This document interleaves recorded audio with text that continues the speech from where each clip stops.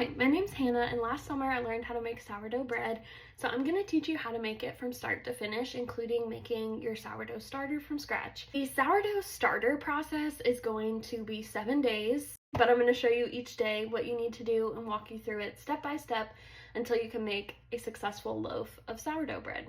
Today is day 1 of making our sourdough starter from scratch. What you're going to need is a vessel, so mason jar, it doesn't even have to be this big. You will also need whole wheat flour, all-purpose flour, and warm, clean water. Now, what do I mean by clean water? It has to be water that doesn't have like chlorine in it or anything that's gonna kill the yeast that we're making when we make sourdough bread. Also, you'll need a scale. You don't need this in the first 7 days, so if you're watching this and you're like, I'm gonna start making bread today, I have everything except a scale, you're fine, you can start. You will need a scale when we make bread dough. So you're gonna take whole wheat flour. Don't use your all-purpose flour yet. Whole wheat for day 1. And if you don't have a scale, you're gonna do a half a cup of whole wheat flour. If you do have a scale, you're gonna do 60 grams of whole wheat flour. So I'm just gonna... Once you get to 60 grams, you zero out your scale again, and you're gonna do 60 grams of warm, clean water. And if you don't have a scale, you're gonna do a 1/4 cup of warm, clean water. Don't stress about the temperature of the water. I just do warm, and I guarantee you I never do it the same exact temperature. Okay, once you have your water and your whole wheat flour in your vessel, you're just gonna mix it up. It doesn't have to be perfect. You just want it to be like kind of sandy and coarse. And then what we're gonna do is we're gonna put our lid on it. And this is actually day 1 and day 2. So tomorrow, we don't do anything with this. We just let it sit. It's gonna build up some yeast and things from your natural environment. And then on day 3, we're gonna feed it with all-purpose flour and warm, clean water. So I will see you back for day 3. Welcome to day 3 of teaching you how to make sourdough bread, including making your starter.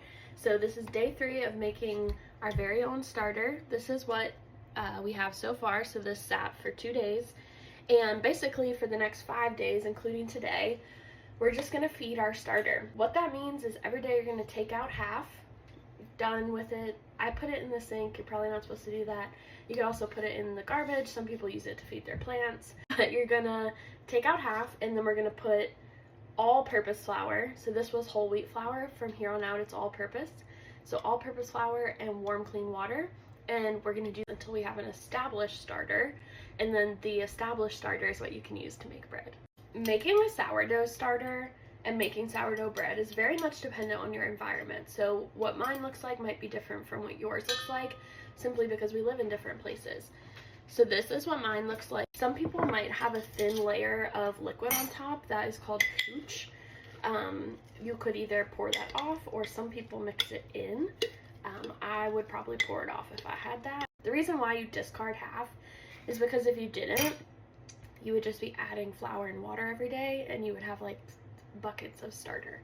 So it doesn't matter how much you discard, so don't worry about like making sure it's exactly half, because the reason is just to make room for more starter. So I have my scale.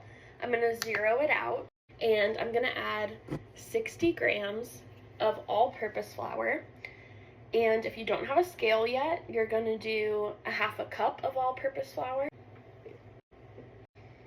And then we're gonna do 60 grams of warm, clean water. And if you don't have a scale, it's a 1/4 cup of warm, clean water. And then you already know what's coming. It's just time to stir it. Alright, so now after it being stirred, it looks like this. I'm going to put my lid on it, and it's gonna sit on my counter until we do this again tomorrow. Hello, and welcome to day 4 of teaching you how to make sourdough bread, including making your own starter. For the next 4 days, we're just feeding our starter. So this is gonna be the same for the next 4 days, but we're gonna do it together. And what I wanna point out is that you might have noticed that when you feed your starter, it rises and it falls. That is going to happen every day that you feed it, and when it rises, that's when it's most active. So when we get to the point of making bread, that is when we would want to use our starter for the bread dough. It is going to be different for everyone depending on where you live. So my starter might rise quicker or slower than yours. It also might depend on like where you're keeping your starter. I like to keep mine on top of my dishwasher because when I run my dishwasher and it does the heat cycle to dry, it helps my starter rise and get really bubbly. I'll insert a picture of what this starter looked like yesterday when it was at its peak. It's starting to smell quite fermented. So if you remember from yesterday, you're going to take out half, and then we're going to add 60 grams of all-purpose flour and 60 grams of warm, clean water. This is what mine looks like currently. And if you don't have your scale, it is a half a cup of all-purpose flour and a 1/4 cup of warm, clean water. And 60 grams of warm, clean water. And stir. This is what mine looks like. Put my lid on it and it's going to sit on the counter, and we'll do this again tomorrow. I do recommend that while you are working on feeding it, you just notice like when it's rising and falling, because that will give you some information about how your starter behaves in your environment, so that when it comes time to make bread, you kind of know what to expect. All right, see you tomorrow for day 5. Welcome to day 5 of teaching you how to make sourdough bread, including making your own starter. This is what mine looks like today. Ooh. So we're gonna pour half of it out, get rid of it, discard it, and we're going to add 60 grams of all-purpose flour and 60 grams of warm, clean water. My scale, I'm gonna zero it out. Add 60 grams of all-purpose flour. If you still don't have a digital scale, this is your reminder that you need one, but for now you can use a 1/2 cup of all-purpose flour and a 1/4 cup of warm, clean water. And then we're just gonna mix. This is what it looks like after being stirred, and we're gonna put our lid on it and leave it on the counter, and tomorrow we'll do this again. Hello, welcome to day 6, teaching you how to make sourdough bread, including making your own starter. We're just feeding our starter. We're getting closer and closer to this being established and ready to use for bread. So we're going to discard half of what is in here currently. That's what mine's looking like. And then we're going to add 60 grams of all-purpose flour and 60 grams of warm, clean water. If you don't have a scale yet, you really need to get one for when we make bread, but you can use 1/2 cup of all-purpose flour and a 1/4 cup of warm, clean water. We mix.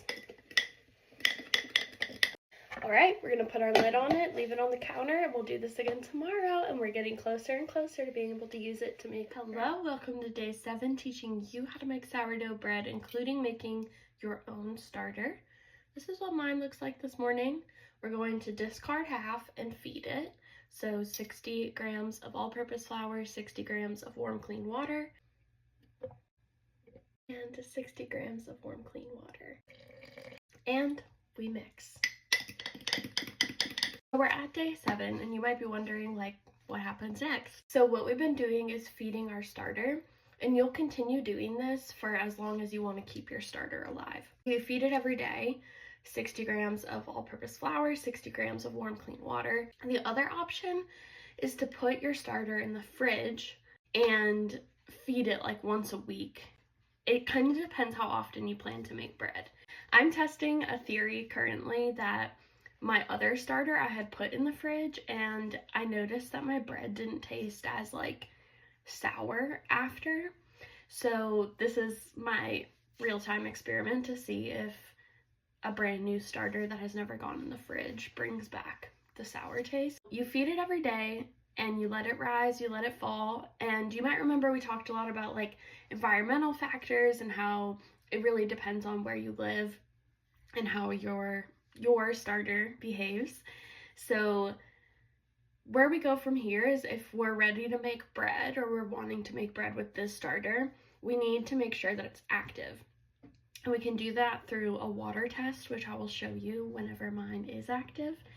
And that's how you know if your starter is established and ready to use. Otherwise, if you don't want to make bread today, you just keep feeding your starter every day to keep it active, and then you use it for bread. I hope that makes sense.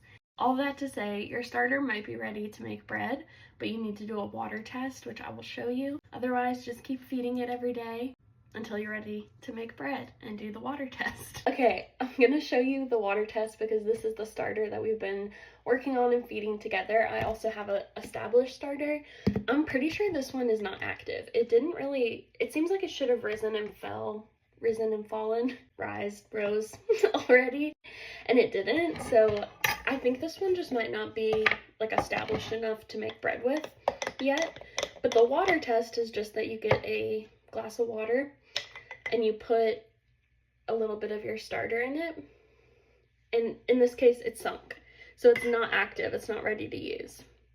But I'm gonna show you with my established starter that I think it is active at the moment. So I'll show you what it would look like if the starter were bubbly. And this is just my familiarity with my own starter of like when it's active. So I put a little bit in the water, it's sunk, but I might have put too much. Okay. Okay, neither of them are active no matter how hard I try. I always do that before I make my bread because I want to be sure that it's active before I use it to make bread, or your bread won't be successful. So that just goes to show I thought this one would have passed the float test. It didn't. And this is our baby starter, and it just hasn't really rose today. So I'll give it more time. Maybe I'll try it again later, but I just wanted to get this video out there so you know you just feed it, and I don't know, sourdough lessons. So we'll just keep feeding it and we'll do it again tomorrow.